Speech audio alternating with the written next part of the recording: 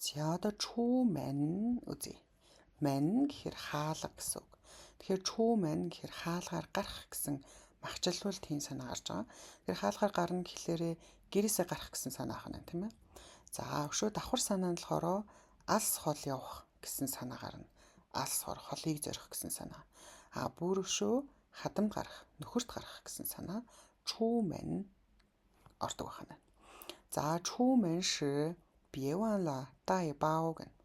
За гэрээсээ гарах үедээ ши гэхээр дэшхоо гэдэг нь ши байна. Тэгэхээр гэрээсээ гарах үедээ биеванла мартах битгий мартаарай. Тай бао цүнхээ дайхаа. Цүнхээ авч явхаа. За тэгэхээр чүүмэн ши биеванла тай бао гэрээсээ гарах үедээ цүнхээ авч явхаа битгий мартаарай буюу эхний энгийн утгаараа орж ин тийм ээ. За дараагийн утга нь болохоор та минтэн чүүмэн чү Шанхай гэнэ. За тэр эмэгтэй гэдэг дэлгүүр ханцтай тэр эмэгтэй байна.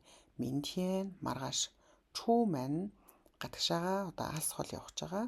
Хаашаа явахын чү Шанхай Шанхай руу явах гэж байгаа гэнэ. Тэгэхээр энд гарч байгаа чүүмэн нь алс хол явах гэсэн санаатай ах нь. Эхнийх нь гэрээсээ гарах байсан, дараагийнх нь алс хол явах. За одоо тэгвэл жээжээ чүүнэн чүүмэнла. Жээжээ ихч. Чүүнэн түрүү жил. Чүүмэнла. Хүнтэй суусан, нөхөрт гарсан, хадамд гарсан. Тэгэхээр 3 дахь утгаараа явж байна. 我刚出门就下雨了. Би ганг дөнгөж. Ганг гэхээр дөнгөж. Ганг цай хэмэл дөнгөж цай болчихно.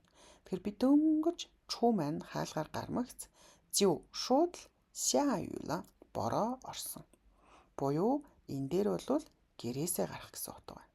Тэгэхээр чүүмэн гэдэг нь хадамд гарах, гэрээсээ гарах, алс хол явах гэдэг 3 утгатай байдаг байна. Та өөрсдөө орчуулж үзээрэй. Өнөөдрийн үгс үг чүүмэн гэрээсээ гарах, алс хол явах, хадамд гарах гэсэн 70 утгатай үг байлаа.